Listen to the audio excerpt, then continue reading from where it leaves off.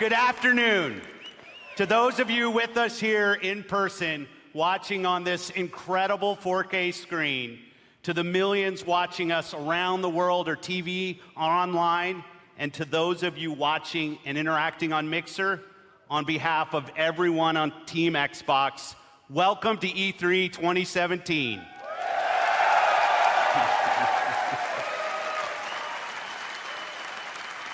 When the renegade group of gamers, creators, and engineers came together to form the original Xbox team and deliver the first Xbox console, we were driven by three principles: empower developers, delight gamers, and deliver true hardware and technical innovation.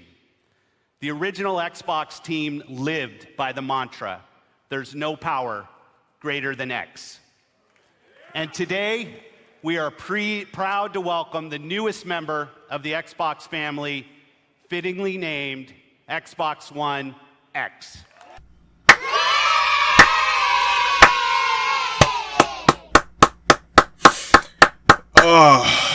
Yeah. That's pretty much the Xbox press conference for 2017 in a nutshell. Just hand claps, man.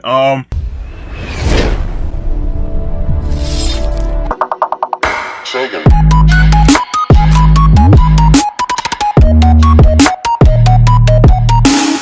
What is up, guys? You already know who it is. It's Attack of the Games, and oh my god, I'm just sorry, guys. I'm just lost for words because that shit was amazing. Now, I know, if you watch my previous videos, you know how I usually talk about hype and E3 and how they're a bad combo, but I don't care right now because I am hyped to the max. Xbox did a amazing, phenomenal job in their press conference this year. I mean, this is the E3 that we deserved from Microsoft. I mean, where was this Microsoft 3 years ago, you know? But, oh, wow. You guys know that yesterday I did my recap and review for the EA press conference, and now I'm going to do the same thing for the Microsoft, of course, obviously. But before I get into this video, number one, if you were watching my Microsoft stream, sorry it got cut off short. I don't know what happened. I should be able to fix it by the time the Bethesda press conference starts, which is around 12 Eastern time, but it starts 9 at Pacific, just to let you guys know. Number two, obviously, of course, 95 subs. Thank you guys for your support. Love you guys. Let's get this channel up to where we deserve it to be. Notification as well, always hit that so you know when I'm uploading. And of course, if you're brand new to the channel and you like the video, please smack that like button, comment, and of course subscribe. Now, starting off with the press conference, we were introduced to the Project Scorpio, which we now know it as the Xbox One X. Amazing name, but I'll get to that later. You know, they just showed us Gears of War 4 a little, and then it just went inside the tech of the Xbox. It was pretty much like this cool little 2-minute trailer to get us started into the show, and then they introduced us to the Xbox One S. It has a lot of technological advancements that makes it 10 times better than the Xbox One. So, but I don't know, you know, the names of most of it, but I do know that it has true 4K. It's really compatible with the Xbox One and the Xbox One S, and there's just this thing. If you don't have a 4K TV, it uses this thing where, you know, it's at 1080p, but it can like bring down the pixels so it can get to 4K as close, but it's not exactly 4K. This is for the people that don't have a 4K TV, that have like a 1080p TV. This is called super sampling. It's this technique is used on PCs. This is what I use sometimes, which is actually called DSR with, you know, NVIDIA graphics cards and whatnot. So I'm glad this is being implemented in the Xbox One X.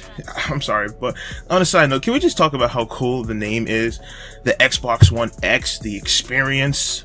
It just slides off your tongue like that, and it sounds dangerous and edgy. I really got to give Microsoft the applaud for that, because that was a really creative name, and I agree with that 100%. And speaking of Xbox One X, the first game that they showcase with this amazing graphics fidelity is none other than their flagship racing series, Forza Horizon. We get this trailer. At first I thought it was Assassin's Creed Origins, because it was like, you know, all in sand and stuff, but we find out, you know, it's just a race in Dubai. And then moving on from that, the trailer, there was this guy that came up on stage. He introduced a supercar, which we now know it as the Porsche 2008 Porsche GTS R2 911. It looks really sexy, and that's pretty much what's going to be the cover car for this year's Forza, just how it was like the 2017 Ford GT. And then we actually get an in-game demo of what the game looks like, and between the rain, puddles, and the thunderstorms, and the sand, and some of the Dubai. And that actually, it's really interesting that they now have, you know, like sand locations like Dubai. Probably going to see something else from like the Middle East, and that's actually pretty cool because this is the first racing game that I've played that's had a level like this. So it's really, really cool.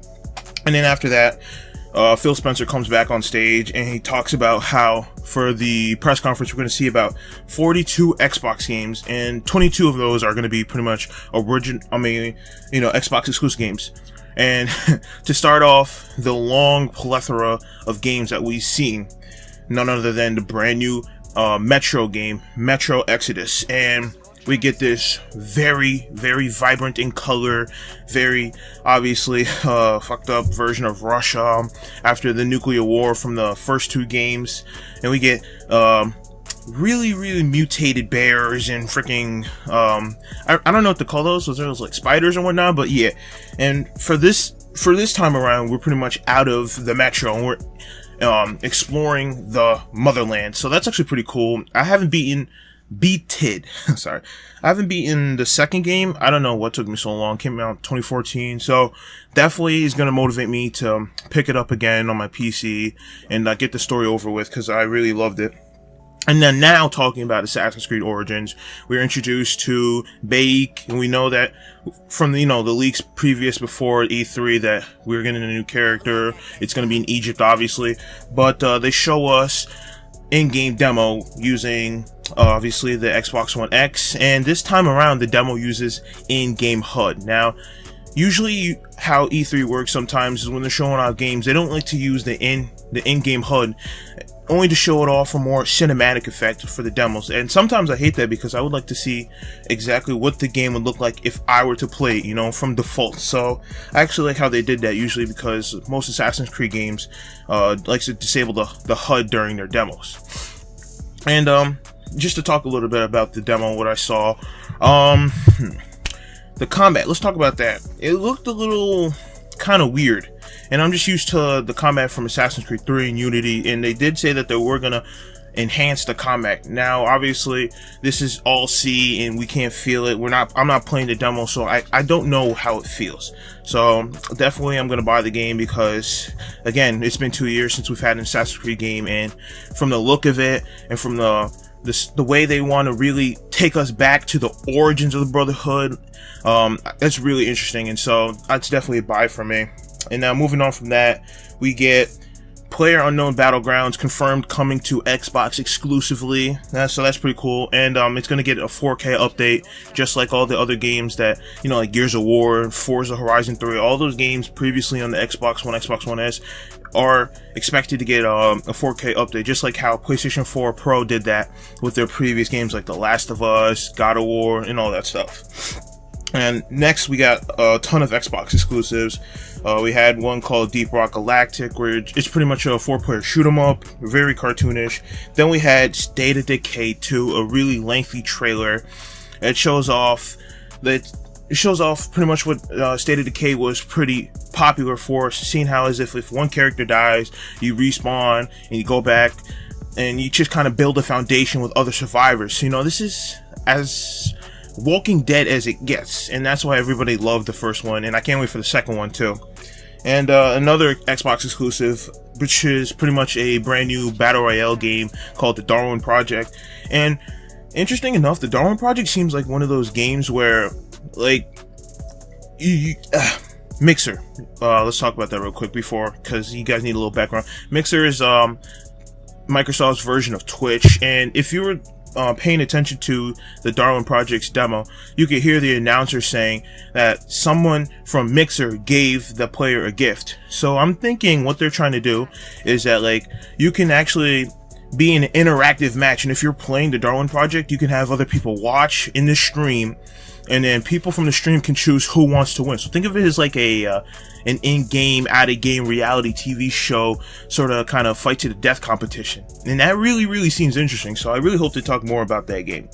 And then we move on to Minecraft. Of course, it was obvious. Pretty much, long story short, 4K looks amazing on the game. For a game that it's all about blocks and pixels, I'm surprised. But, you know, there was PC mods that made the game look just as amazing. So, I'm glad for that. And, Minecraft is going to have crossplay. So, pretty much we get to play with players who are on iOS, Android, Nintendo Switch. Yes, that's confirmed. And, all the other consoles. I didn't see the PlayStation 4 console there, so I'm not sure about that as well. And moving on from that, we get the world premiere of a 2D fighter, Dragon Ball FighterZ. This game is really interesting because it's not 3D, obviously. And what it does is it tries to emulate the action from the anime series, you know, in a way like if you've ever played Marvel vs. Capcom, then it's like that for the quickness of the fighting, pretty much. And there's like these specials where you can just blow up planets, pretty much. I gotta get a really good look at the trailer again, but it's something really interesting this time around, because I'm kind of getting sick and tired of the 3D ones. I'm not saying Xenoverse is bad, I'm just saying make something unique with the DBZ games if you're gonna keep doing it. Then we're treated to another Xbox exclusive. Black Desert Online is confirmed to be an Xbox exclusive launch MMO game. Game was pretty amazing. I played some of it during its beta phase. Really good game. Cannot wait until it hits Xbox One. Another Xbox exclusive, The Last Night. It's really this cyberpunk meets, what's that movie with Harrison Ford? Blade Runner. It really feels like that when I was looking at it. You know, it's 2D, very noir. I mean, not noir, neon type feel. So didn't get really too much about it. So we're probably gonna learn more about it probably this week or Gamescom. And we get another Xbox exclusive called The Artful Escape, where it's like a 2D version of that Jack Black game with The Rock, Gods of Rock or something like that. And then that we move on to Code Vein, which is a new project from the guys who made Dark Souls. It's pretty much like Dark Souls meets vampires, and it's pretty cartoonish, so that's cool too. And then we finally get Sea of Thieves gameplay. Now, let's talk about how they did the gameplay. Of course, it's one of those gameplay trailers that is pre-recorded before E3 starts. So we're not going to get really the true authentic version of somebody actually playing the game, but I like the way that they handled the trailer. You know, there was a lot of fourth wall breaks, especially the narrator. He was the best part about the trailer. You know, time in and time out, he was always like, I wouldn't be that pirate, or I build your legacy, or something like that. So I really liked how they handled the trailer. I thought it was funny.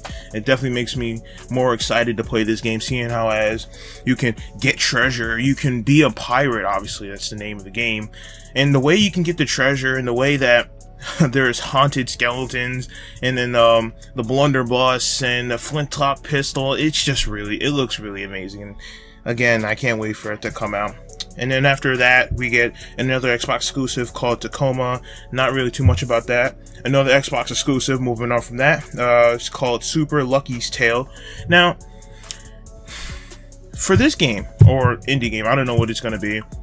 I feel like if Microsoft can play their cards right, they can turn that game into their mascot. Like, you know how Nintendo has Mario, and then Sega has Sonic, and PlayStation had Crash Bandicoot. I don't know what they're doing with that. I mean, well, they're remastering it, so bringing it back. So Microsoft doesn't really have a mascot. They have Chief.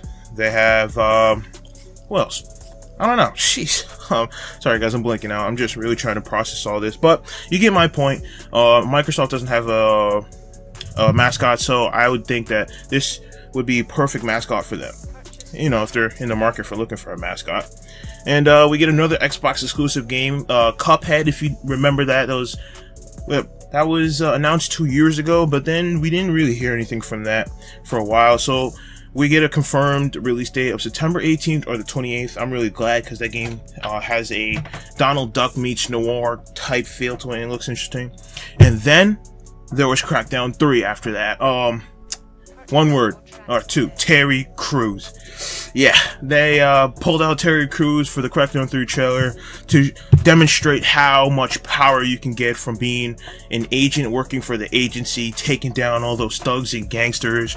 And the trailer highlighted some of the best things about a Crackdown game, you know, running across buildings, just lifting cars up, collecting orbs so you can gain strength, fly higher, jump faster, and I can't wait for Crackdown 3. So, we get a little, you know, albeit not specific glimpse of single player, and then since how they talked about multiplayer last year, so that's really good. And I gotta give it up to Terry Crews, because he was pretty much the highlight of this trailer, so.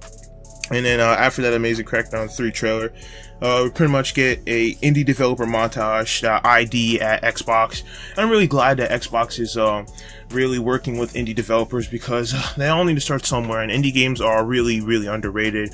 It's really good to play an indie game every once in a while, you know, just take a break from AAA games, so that's really good too for that. And then after that montage, we get an Xbox exclusive Ashen, and then after that, we get a world premiere teaser of the second Life is Strange game. I never really played the first one, but since the first one is free, or I think it is, I don't know. I downloaded it at some point, I can't remember. I'll, you know, probably just play it to see if I like it or not. And then after that, we get Middle-earth Shadow of War demo, and we've seen plenty. I'm not saying that it wasn't needed, but it was actually pretty cool it showed up. But I could say that if we were to get another game in place of Middle-earth Shadow of Mordor to show up at Microsoft, I would take it, because I preferred this game to be in the Sony press conference. Because I'm not saying that like it's a bad thing. I mean, I'm glad it showed up, but still, I'd rather have a game like Shadow of the Tomb Raider. You know, I was actually expecting something about the new Tomb Raider game to show up, or the Avengers game. I was, really hyped when I saw Square Enix. I was thinking either Tomb Raider 3 or the Avengers game they're working on. So, we gotta wait until Sony's press conference to see if they're gonna announce anything like that.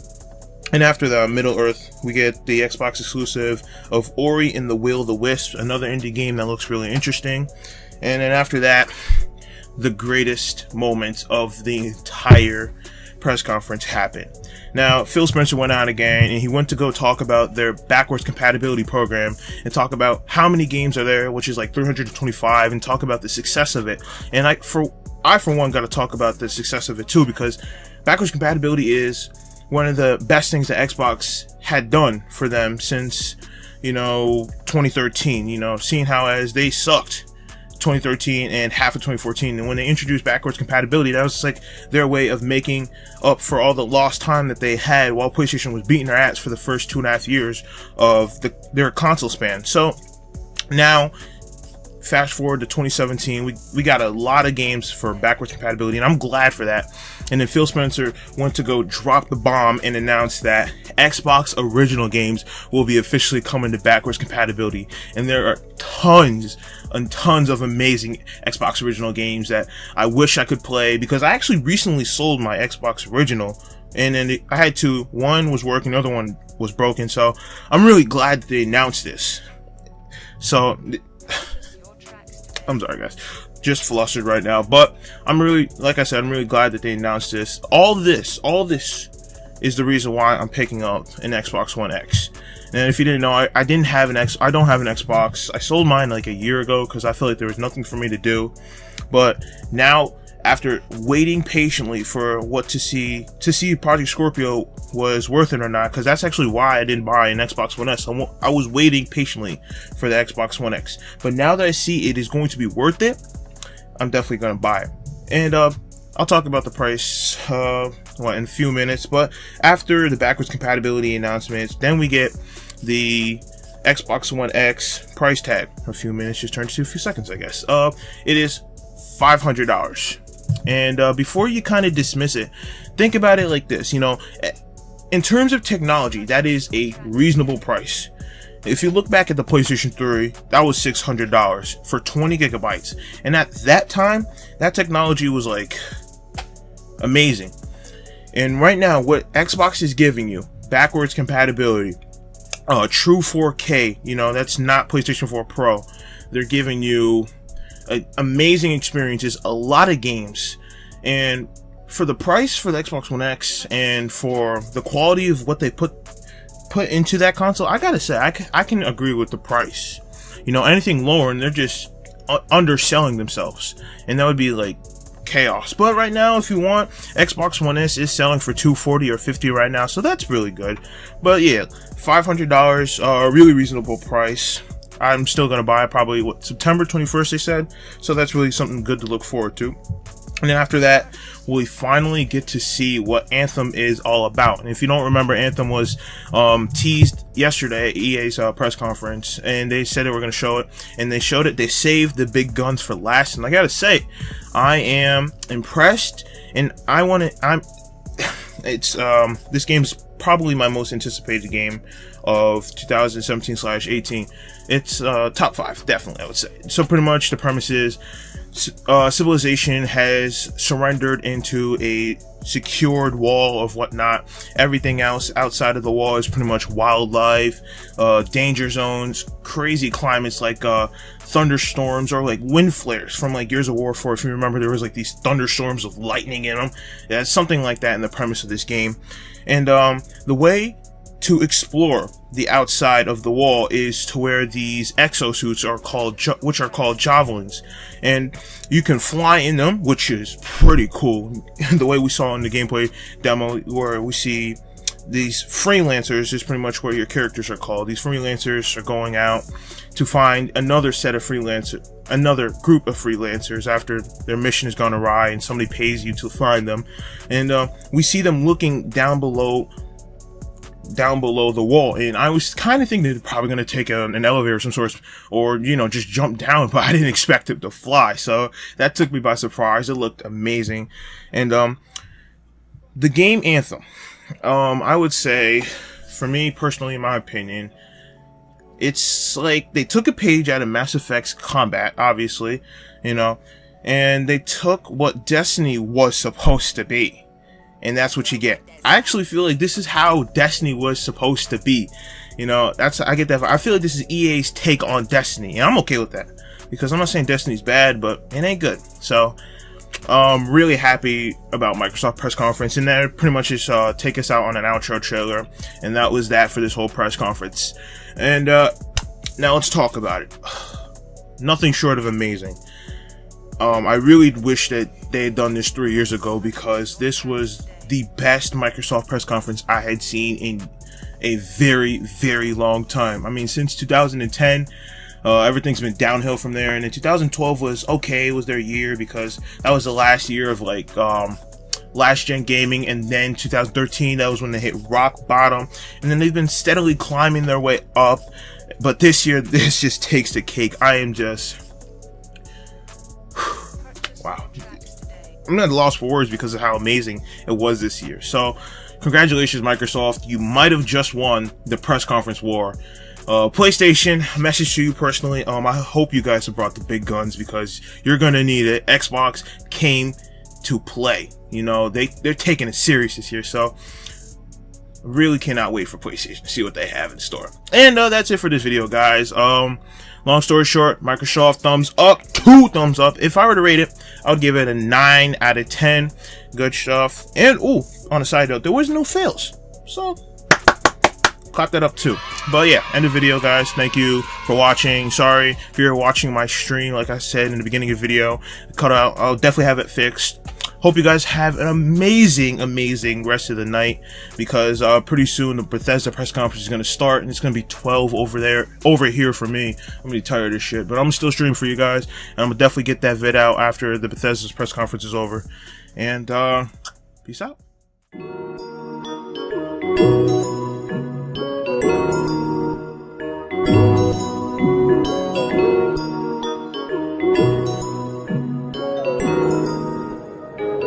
Kids on the beat.